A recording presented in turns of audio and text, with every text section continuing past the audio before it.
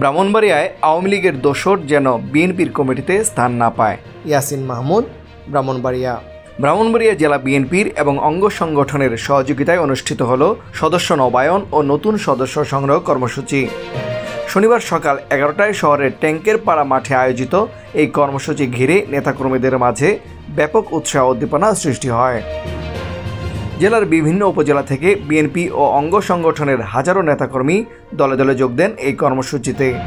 ট্যাঙ্কের পাড় মাঠের চারদিক কানায় কানায় পূর্ণ হয়ে যায়। মাঠে আগত নেতাকর্মীদের মাঝে দেখা যায় উৎসবমুখর পরিবেশ। সমাবেশস্থল জুড়ে স্লোগান, করতালি ও আনন্দ ঘন উচ্ছ্বাসে মুখরিত হয়ে ওঠে অত্র এলাকা। কর্মসূচিতে প্রধান অতিথি হিসেবে উপস্থিত ছিলেন বিএনপির জ্যেষ্ঠ যুগ্ম মহাসচিব অ্যাডভোকেট রুহুল কবির রিজভী। বিশেষ অতিথি হিসেবে উপস্থিত ছিলেন কুমিল্লা বিভাগের সাংগঠনিক সম্পাদক অধ্যক্ষ মোহাম্মদ সেলিম ভুইয়া।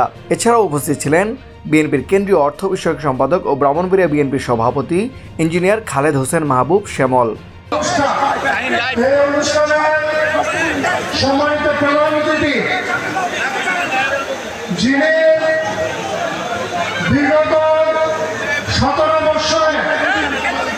আমি মনে করি যে সর্বোচ্চ নির্যাতনের শিকার মোস্তাক মিয়া, আলহাজ সিরাজুল ইসলাম সিরাজ, আহসানুদ্দিন খান শিপন, মোহাম্মদ জহুরুল হক খোকন, হাফিজুর রহমান মোল্লা, অ্যাডভোকেট মোহাম্মদ শফিকুল ইসলাম, অ্যাডভোকেট গোলাম সরোয়ার খোকন, অ্যাডভোকেট আনিসুর রহমান মঞ্জু, আলহাজ এবিএম মমিনুল হক, অ্যাডভোকেট মোহাম্মদ তরিকুল ইসলাম রোমা, মোহাম্মদ আলী আজম, মোহাম্মদ আসাদুজ্জামান শাহিন প্রমুখ নেতৃবৃন্দ। এ সময় প্রধান অতিথির বক্তব্যে তিনি বলেন, আওয়ামী দোসররা যেন কোনোভাবেই আমাদের কমিটিতে স্থান নিতে না পারে। আমাদের কমিটিতে রিক্সা চালক, ভ্যান চালক, সিএনজি চালক, ডাক্তার, শিক্ষক, সরকারি অবসরপ্রাপ্ত চাকরিজীবী সহ যে কেউ বিএনপির সদস্য হতে পারবেন। তবে আওয়ামী লীগ দোসরদের ব্যাপারে নেতাকর্মীদের সর্বদা সজাগ থাকার নির্দেশ দেন।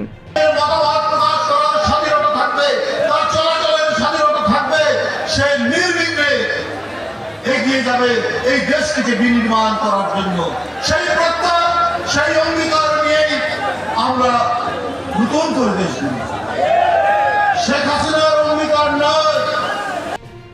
তিনি আরও বলেন, বিএনপির কমিটিতে কোনো প্রকার চাঁদাবাজ, ভূমি দখলদের কোনো স্থান হবে না। যারা আমাদের এখানে দীর্ঘদিন রাজনীতি করেন, বিএনপি করেন, তারা আগেই প্রাথমিক সদস্য হয়েছেন, তাদেরগুলো নবায়ন হবে। আর যারা ইতিপূর্বে কখনোই মেম্বার হননি, চাকরিতে ছিলেন, বিভিন্ন কর্মক্ষেত্রে ছিলেন, পিআর পদ্ধতির নির্বাচন বাংলাদেশের মানুষ কোনোভাবেই চায় না। এদেশের মানুষ ব্যক্তি দেখে আর দলীয় প্রতীকের মার্কা দেখে ভোট দেয়। তার বক্তব্যে তিনি আরও উল্লেখ করেন, বিএনপির ভারপ্রাপ্ত চেয়ারম্যান তারেক রহমানের প্রণীত 31 দফা কর্মসূচিতে সবকিছু পরিষ্কারভাবে লেখা হয়েছে।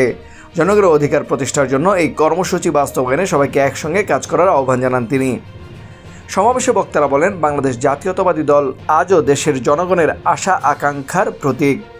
গণতন্ত্রকে পুনঃপ্রতিষ্ঠা, জনগণের ভোটাধিকার ফিরিয়ে আনা এবং মানুষের মৌলিক অধিকার প্রতিষ্ঠার জন্য বিএনপিকে আবারও সংগঠিত হতে হবে। ব্রাহ্মণবাড়িয়া জেলা বিএনপির এই কর্মসূচি স্থানীয় রাজনৈতিক অঙ্গনে নতুন আলোচনার জন্ম দিয়েছে। সমাবেশে উপস্থিত নেতৃবৃন্দ আশা প্রকাশ করেন, এই কর্মসূচি ব্রাহ্মণবাড়িয়ায় বিএনপিকে আরও শক্তিশালী করবে এবং আগামীর আন্দোলন সংগ্রামে প্রেরণার উৎস হবে। সারাবেলা নিউজ, ব্রাহ্মণবাড়িয়া।